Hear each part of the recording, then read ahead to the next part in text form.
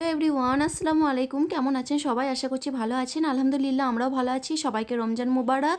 আর আজকে আমি ইফতারের জন্য হালিম বানাচ্ছি। হালিমের জন্য আমি ওখানে মাটন নিয়ে নিয়েছি আধা কেজির মতো। এদিকে আমি দুটো পেঁয়াজ ছোট ছোট করে কেটে নিয়েছি। ঠিক আছে। হালিম কিন্তু একটা খুবই জনপ্রিয় খাবার। আর এটা ইফতারের জন্য সবাই পছন্দ করে। রমজান মাসে তো প্রত্যেকটা বাড়িতে বাড়িতে হালিম বানানো হয়। আর এই হালিমের জন্য কিন্তু আলাদা করে মশলা কিনতে পাওয়া যায়, কিন্তু আমি আজকে বাড়িতে থাকা মশলার মধ্যেই হালিমটা বানিয়ে দেখাবো। তেল গরম করা হয়ে গেছে, আর তারপরে আমি কিছু গোটা মশলা দিয়ে দিয়েছি। সাজিরা, লবঙ্গ, এলাইচি, দারচিনি দিয়ে আমি এই কেটে রাখা পেঁয়াজগুলো দিয়ে দিচ্ছি। পেঁয়াজগুলো দিয়ে একটু নাড়াচাড়া করে হালকা যখন লালচে ভাব হয়ে আসবে, তারপরে আমি টমেটো দেবো। তার আগে আমি এই তো এক টুকরোর মতো আদা দিয়েছি। আদাটা কিন্তু 2 চামচের মতো। আর আমি এভাবেই আদা পেস্ট করে ফ্রিজে রেখে দিই। পেস্ট করে প্রথমে আমি বরফে জমিয়ে নিয়েছি, তারপরে এই একটা ডিব্বার মধ্যে রেখে দিয়েছি। আর এটাও সে ডিপ ফ্রিজের মধ্যেই থাকে, বেশ ভালো থাকে, অনেক দিন ধরে কিন্তু সঞ্চয় করাও যায়। এভাবে কিন্তু খুব ইজি হয়ে যায়, নইলে এই রমজান মাসে অতটা সময় পাওয়া যায় না হাতে। আর এই তো আর দিয়েছি 1 চামচের মতো রসুন বাটা। আদা বাটা আর রসুন বাটা দিয়ে দিয়েছি।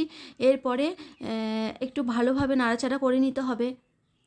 এই হালিমটা কিন্তু খেতে খুব ভালো লাগে। আর বেশি করে ইফতারের সময় একটু যখন আমার মনে হয় তেলে ভাজা এইসব না থেকে যদি এই হালিম একটু থাকে, বেশ ভালো লাগে খেতে। এই তো এখন একটু ভালোভাবে নাড়াচাড়া করে নিতে হবে। তারপর আমি দিয়ে দেবো একটা বড় সাইজের টমেটো, আমি কুচি করে কেটে নিয়েছি, সেটা দিয়ে দিয়েছি। আর একটু ভালোভাবে এভাবে নাড়াচাড়া করে নিতে হবে। আমার একটু ভিডিওগুলো শেয়ার দিতে 1 দিন কি 2 দিন এভাবে লেট হবে। যেহেতু এডিটিং করার টাইম অতটা আমি পাচ্ছি না, সেজন্যে একটু লেট হবে ভিডিওগুলো শেয়ার করতে। ঠিক আছে। আর টমেটো দিয়ে দিয়েছি। তারপরে টমেটোটা গলে যাওয়ার জন্য আমি স্বাদমতো লবণ দিয়ে দিয়েছি। আর কিছু মশলা দিব এখানে। এই তো হলুদ গুঁড়ো, জিরে গুঁড়ো, লঙ্কার গুঁড়ো, ধনিয়ার গুঁড়ো, সমস্ত মশলা দিয়ে দিয়েছি।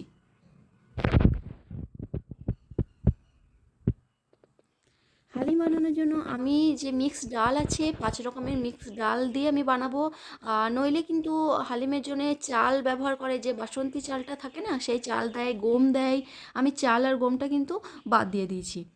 এখন কিন্তু মশলাটা ভালোভাবে কষিয়ে নিতে হবে। মশলাটা একটু টাইম দিয়ে কষাতে হবে। তারপরে আমি মাটনটা দিয়ে দিয়েছি। মাটনটা দিয়েও কিন্তু 5-6 মিনিট ধরে কষাইছি। যতক্ষণ না উপরে তেল ছেড়ে এসছে আমি কষিয়ে এসেছি।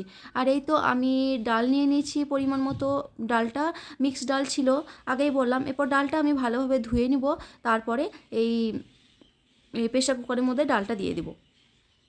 হালিম বানানো খুবই ইজি, খুবই চটজলদি হয়ে যায়। প্রেশার কুকারে একটার মধ্যে হয়ে যাবে, বেশি বার্তান লাগবে না। এই তো আমি ডালগুলো দিয়ে আরও ভালোভাবে একটু কষিয়ে নিতে হবে। 5-6 মিনিট কষাতে হবে। এই হালিম বানানোর জন্য বিশেষ করে কষানো খুব দরকার। যত কষাবে তত কিন্তু ও স্বাদ হবে। অনেকক্ষণ আমি 5-6 মিনিট ধরে কষাইছি। তারপরে আমি কিন্তু এখানে গরম পানি দিয়ে দেবো ডালের মধ্যে। 1 বাটির মতো গরম পানি দিব। আর আপনারা চাইলে একটু গ্রেভি রাখতে পারেন, একটু পানিও রাখতে পারেন, যাদের যেমন পছন্দ সেরকম ব্যবহার করবেন। আমি কিন্তু বেশি একটু পানি পানি করব না হালিমটা, হালকা যেন একটু ভাবে ঠিক ভাবটা থাকে সেটাই করব। তার জন্য আমি 1 বাটির মতো গরম পানি দিয়ে দিয়েছি। এই হাফ বাটির মতো ডাল ছিল আর 1 বাটি গরম পানি।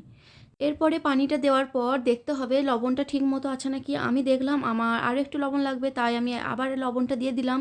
আর কিন্তু লবণের প্রয়োজন নেই। এরপরে কিন্তু প্রেশার কুকারের ঢাকনাটা আমি দিয়ে দিব। 2-3টে সিটে হয়ে গেলে আমার হয়ে যাবে। আমার প্রেশার কুকারটা একটু জানি না, বেশি সিটি পড়ে গেলে ভালো হয় না, একটাতেই হয়ে যায়। আমি একটা মতো সিটি হয়ে গেছে। এরপরে কিছুক্ষণ দমে দিয়ে আমি খুলবো। তার আগে আমি একটু ফোড়ন দেওয়ার জন্য একটু পেঁয়াজের বেরেস্তা বানিয়ে নেবো। সর্ষে তেল দিয়ে দিয়েছি কড়াইয়ে। তারপরে দিব একটা পেঁয়াজটাই তো লম্বা চেরি চেরিভাবে কেটে নিয়েছি। তারপরে একটু বেরেস্তা বানিয়ে ডালটা হালিমটা ঢেলে দিব। তাহলেই কিন্তু আমার হালিম রেডি। খেতে কিন্তু খুব ভালো হয়। হালিমের উপর থেকে একটু যদি কাঁচা পেঁয়াজ আর একটু লঙ্কা এইসব দিলে কিন্তু আরও বেশ ভালো লাগবে। আমি এরপরে একটু দিয়ে দিব হচ্ছে ধনিয়া পাতা। আমার ছাদে তো ধনিয়া পাতা হয়েছে তাজা, সেই তাজা ধনিয়া পাতা দিয়ে দিয়েছি।